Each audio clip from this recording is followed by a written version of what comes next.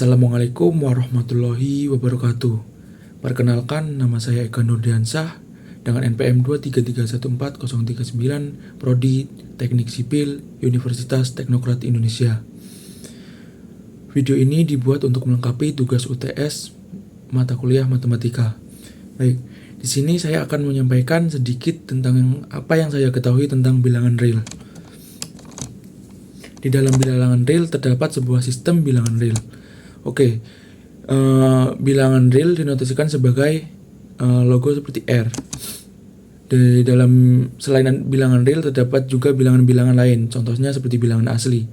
Bilangan asli atau dalam bahasa Inggris natural number merupakan bilangan hitung. Bilangan ini berisi himpunan bilangan bulat positif yang dimulai dari bilangan 1 hingga tak terhingga. Contoh 1, 2, 3, 4, 5. Lanjut yaitu bilangan bulat. Bilangan bulat dikenal sebagai bilangan asli yang di dalam daftarnya terdapat bilangan 0. Bilangan bulat terdiri atas bilangan cacah, 0, dan bilangan negatif.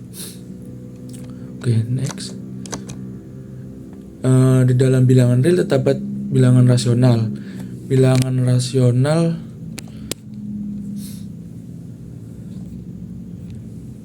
adalah bilangan hasil bagi bilangan bulat. Contoh ya seperti 3/5, 16/2, atau -7/13. Lalu terdapat juga bilangan irasional, merupakan bilangan yang tidak bisa dibentuk pecahan, ya seperti contoh akar pangkat 2, logaritma 3, atau pi. Di dalam bilangan real juga terdapat sifat-sifat bilangan real. Yang pertama yaitu sifat komutatif atau pertukaran. Sesuai dengan namanya, yakni komutatif, sifat ini saat dioperasikan bisa ditukar. Seperti contoh kayak 2 plus 3 sama dengan 3 plus 2, tetap hasilnya sama. Lanjut yaitu sifat asosiatif. Sifat asosiatif merupakan sifat pengelompokan. Angka-angka yang mana akan dioperasikan terlebih dahulu. Misalnya yang di dalam kurung itu pada contoh lebih dahulukan untuk dihitung. Lanjut.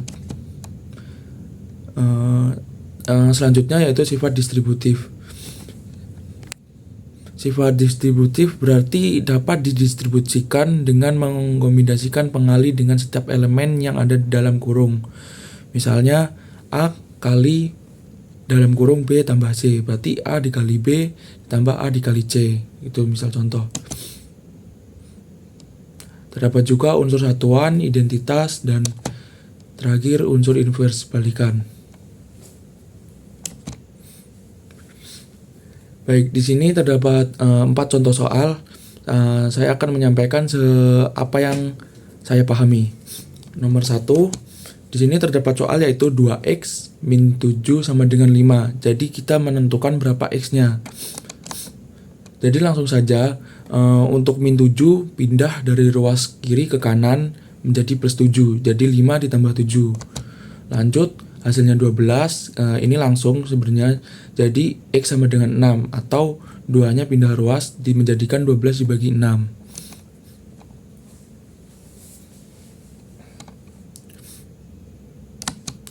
Lanjut nomor 2. Soalnya yaitu 3x min 2 per x min 1 kurang lebih sama dengan 0. Jadi pada kasus soal seperti ini kita jadikan terlebih dahulu menjadi 2, yaitu 3x min 2 lebih besar atau sama dengan x sama dengan 6. Dan yang satunya 3 min 1 lebih besar atau sama dengan 0. Kemudian 3x lebih besar atau sama dengan 2. Di 3-nya pindah ruas menjadi di bawah 3, atau 2 dibagi 3 menjadi x lebih besar atau sama dengan 2/3. Lalu untuk yang 3 min 1 dibuat x lebih besar atau sama dengan 1. Untuk himpunan penyelesaiannya yaitu 2 X lebih besar atau sama dengan 2/3, X juga lebih besar atau sama dengan 1. Dilanjut untuk nomor 3. Untuk nomor 3 soalnya yaitu X kuadrat X kuadrat min 6X ditambah 8 lebih besar atau sama dengan 0. Untuk soal seperti ini kita harus faktorisasikan dulu X kuadrat min 6X plus 8 nya terlebih dahulu menjadi X min 2 sama X min 4. Jadi X min 2 sama X min 4 itu nanti dihitung sendiri-sendiri. Lanjut untuk X min 2 dihitung menjadi lebih besar atau sama dengan 0. Langsung saja, jadi min 2 nya pindah ruas ke bagian kanan menjadi positif. Lanjut dengan X min 4 nya sama saja, min 4 nya pindah ke ruas kanan, hasilnya juga positif. Untuk himpunan penyelesaiannya, X lebih besar atau sama dengan 2, X juga lebih besar atau sama dengan 4.